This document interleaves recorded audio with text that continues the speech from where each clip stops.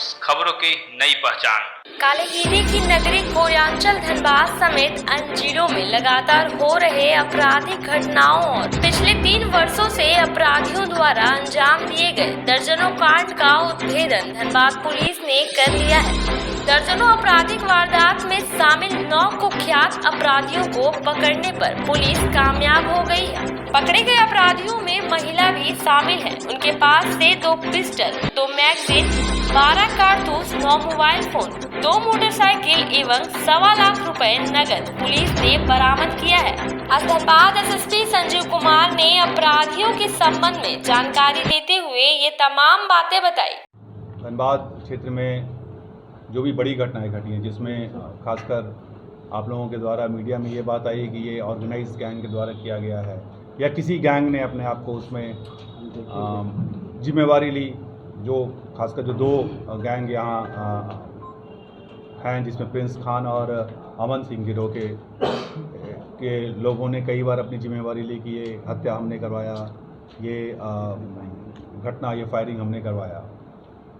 तो उस घटना में हम लोगों ने हर घटना पर कुछ अपराधकर्मी पकड़े गए और ख़ासकर वो अपराधकर्मी पकड़े गए जो धनबाद से जिनका संपर्क था, जो धनबाद से थे और जिनको धनबाद से इन्वॉल्वमेंट ज़्यादा था।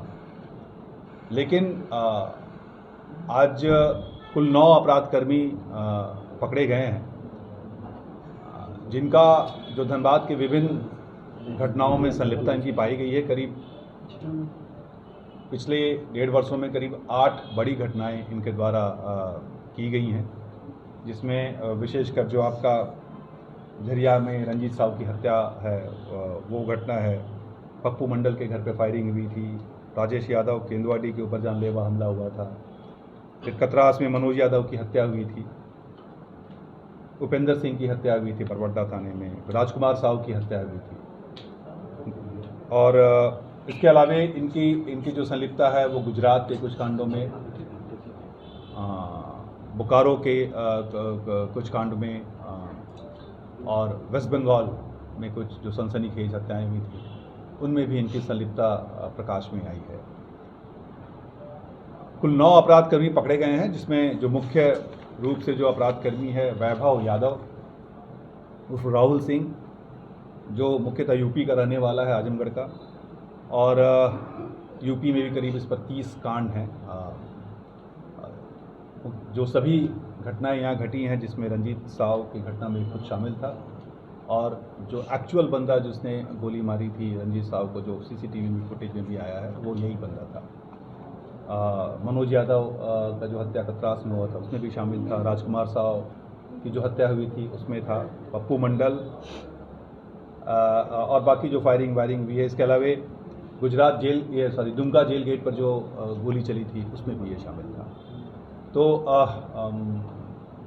काफ़ी यूपी पुलिस के साथ भी इसका एक बार इनकाउंटर हुआ है, जिसमें इसके अभाव में यूपी पुलिस के द्वारा गोली लगी थी। उसके बाद भी ये लगातार घटनाओं का अंजाम दे रहा था। कभी अमन सिंह, कभी प्रिंस खान के संपर्क में रह करके ये काम कर रहा था। मुख्यतः अमन सिंह के संपर्क में था। आशीष शुक्ला भी यूपी का ही रहने वाला है। ये राजकुमार साहू हत्याकांड में शामिल था, हत्या इसने ही की थी। और चंद्रपुर फिर बोकारो के 1-2 कांडों में ये शामिल था। इसी प्रकार दिनेश गौड़ है, ये भी यूपी का है। ये भी हमारे यहाँ जो 1-2 मुख्य घटनाएं हुई है, मुख्य हत्या की घटना हुई, जिसमें कि बेसिकली ये लोग शूटर्स हैं। जो वैभव यादव, आशीष शुक्ला, दिनेश गौड़, ये लोग शूटर है, जो कॉन्ट्रैक्ट शूटर्स है कि भाई इसको कोई गैंग संपर्क किया और वो लोग पैसे पर ये लोग काम कर रहे थे। फिर एक लड़की महिला पकड़ाई है, सलूरी कुमारी। जब हम लोगों ने इसके बारे में अनुसंधान किया तो ये जो पैसे का लेन देन होता था उसका सारा लेखा जोखा, उसको पैसा को कहाँ लगाना है, कहीं सूद पे भी इसने पैसा लगाया है, और पैसा का सारा लेखा जोखा यही करती थी, किसको कहाँ पहुँचाना है, किसको देना है, ये काम इसके द्वारा किया जाता था। ये बोकारो की रहने वाली है।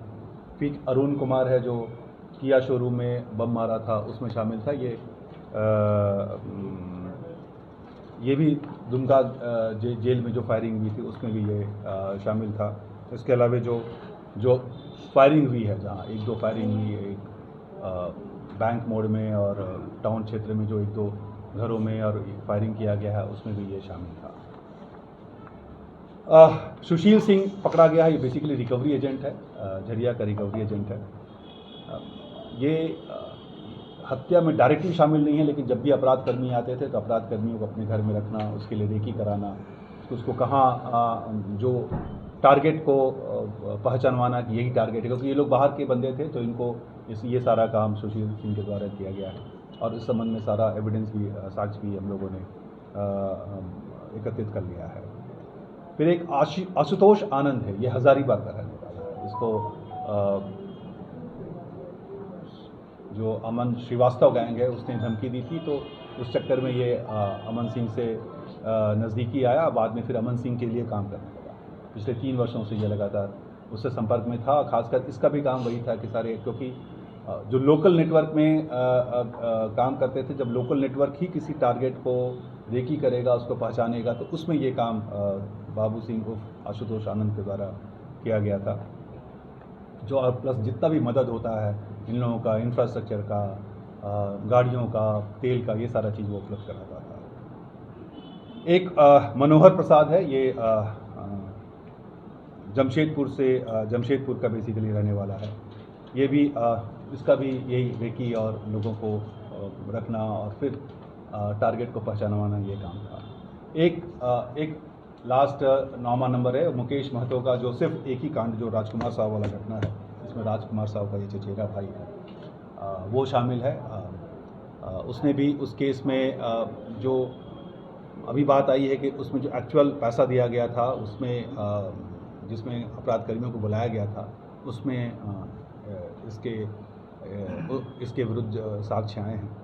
तो कुल 9 अपराध कर्मी पकड़े गए हैं, जिनका विभिन्न घटनाओं में, खासकर जो बड़ी घटनाएं घटी हैं, हत्या की घटनाएं घटी हैं ऑर्गेनाइज गैंग्स के द्वारा, उसमें जो मेन शूटर्स थे वो यही लोग, उसमें से यही लोग थे। और जो मेन शूटर्स का जो मेन राइट हैंड पर्सन था, जो इनको इंफ्रास्ट्रक्चर और रेकी करके सब कुछ देता था, तो वो लोग कुल 9 लोग पकड़े गए हैं। बाकी अभी हम लोग एकदम मैनहंट पे हैं, जिसमें जो लोग भी इनसे संपर्क में हैं, इनको किसी तरह से इनको फ़ायदा पहुंचाने का प्रयास कर रहे हैं या इनके संपर्क में हैं, उनको हम लोग ने सबकी जानकारी हासिल कर ली है। और अभी भी मैनहंट जारी है जगह जगह, चाहे वो बिहार हो, चाहे वो धनबाद हो, वेस्ट बंगाल हो। हमारी टीम लगातार बाहर जा रही है और वैसे लोगों को हम लोग चिन्हित करके उनको गिरफ्त में लाने का प्रयास कर रहे हैं। जो लोग भी इनको जरा से भी मदद करेंगे अपने इलाके में भी, वो लोग चिन्हित होंगे और उनके विरुद्ध हम लोग कड़ी कार्रवाई करेंगे। और ऑर्गेनाइज गैंग का जो धारा है वो काफ़ी कड़ा धारा है, ऐसे में वो लोग बच नहीं पाएंगे।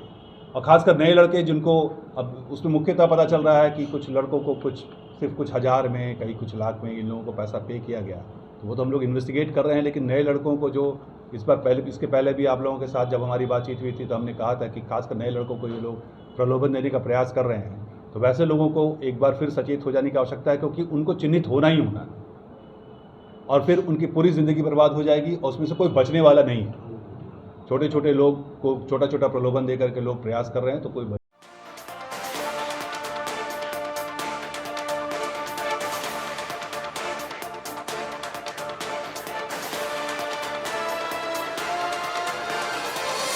के न्यूज़, खबरों की नई पहचान।